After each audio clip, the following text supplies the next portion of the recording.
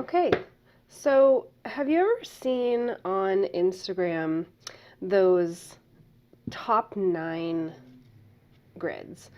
You know, if you go to your search and you type in something like, I think it's top 9 of whatever year, 2018. A lot of people are doing these lately, and they're basically grids. It's basically 9 posts, and it summarizes your entire year and your top performing Instagram posts. There's different apps like this one, top 9. You just enter in your Instagram account, and they'll generate a grid. Let me zoom in for you. They'll generate a grid of your top 9. Now, in order to remove the watermark, you have to pay. That's not really what I wanted to talk about today. What I really wanted to talk about was how you can find out your own top 9 and what to do once you find out what your top 9 posts on Instagram are. So let's dive into that. So let's just go back and look at some of these top 9s.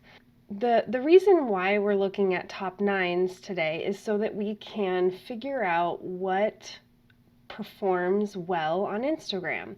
Now, you could analyze all of these profiles if you're just getting started and you're learning how to create an Instagram account that works really well. You might spend some time analyzing these top 9 posts under Instagram.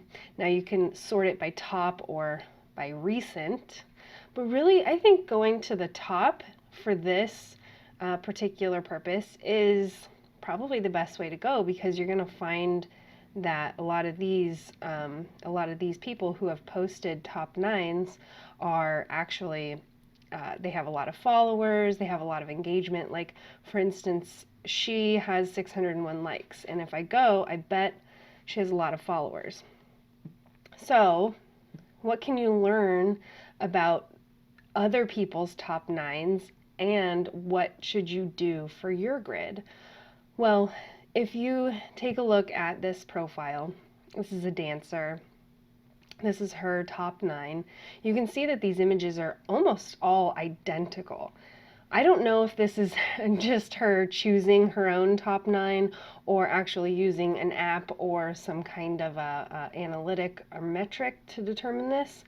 But if you go to her profile, you can see not every image is like those. So I wonder how better her profile would perform if she consistently posted images that were all like that, which leads us to the question, is that the trick to Instagram? Is consistency the trick to Instagram? In order to really dive into that, and to dive into the question, is posting consistently the same or similar types of photos on Instagram the key to success? So let's just look at this one, all food photos. So already very consistent. And this particular person is ranking very high in this hashtag. So what I want you to do is go to your profile. Right now I'm on my profile, and I have a business profile. So if you don't have a business profile, you will want to do that first. But you come over here to the 3 lines and you click on Insights. Now under Insights, you have activity, you have content, and you have audience. So you can dive into all these details about your activity and your audience, but what I want to do is go to content. So to see your top 9 for the last year, all you have to do is go to content. Under feed posts, you want to click on see all. And then this would technically, in the last year, be all the media sorted by engagement. So these are my top 9. However, the app, if you go and use that app that we talked about earlier, it's actually sorting it by likes. So I did it and I tested it in the app, and these are my top 9 that they gave me. So they're sorting it by likes, but that's not information that you necessarily need to know. What you probably want to know as a business and a brand is, am I getting follows? Am I getting website clicks? So under the filter, you can filter by the type of media, how long, and the different types of engagement. But let's say website clicks are really important to you. You click on website clicks, and now you have a lot more data about the type of post that gets you website clicks.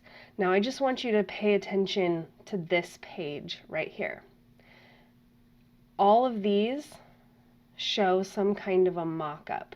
For me and my business, I create digital products. So mock-ups of my digital product makes a whole lot of sense. And it makes a lot more sense that people are actually clicking on my website when I post photos of the digital products mocked up. Because if you go back to my profile, you can see that I incorporate mock-ups now. Almost entirely down this column, I try to do as many mock-ups as possible that make sense, because I know that I get a lot more website clicks, and that's one of my goals. What you want to do is really sort this by whatever your goal is. If you want more followers and you just are building your brand and you want to engage with others, you're going to click on follows and find out which types of posts from the past year are getting you the most follows. So this is the top 9 for the most follows. What you want to pay attention to is a little more about each post now. What colors are you using? What's the composition of the photos? What's the context, the themes, the topics? What kind of caption did you use? You know, what hashtags did you use? So really you want to dive into the details of your top 9 that are based on the goal that you have for your business and your Instagram account. So I have an actual worksheet that you can use. So let's just move some of this stuff out of the way, and I'm going to show you what you can do with this workbook that I created. It's completely free, so if you go to the link below the video, you can grab this worksheet for free, but it's basically a little detail on what to do, and then you're going to analyze your top 9 Instagram posts for website clicks. What color scheme? What's the visual subject? The list of hashtags used? What question or caption topic did you talk about? Did you tag anybody or anything? And then any additional notes. And there's multiple pages for all the different types, and you can start to fill this out. But the important thing here with this worksheet is you can start creating a 30-day plan. So this workbook is available. Download it. You can actually print it out and fill it out if you need to, and have your phone handy with you when you're going through it, or just download it as a guide and then use a notebook to make your notes if you don't want to print it out. So it's really an action plan to improve your Instagram based on your actual insights. So there you have it. Go ahead and grab the workbook, use your insights, and find out the easiest way you could possibly improve and grow your Instagram in a snap.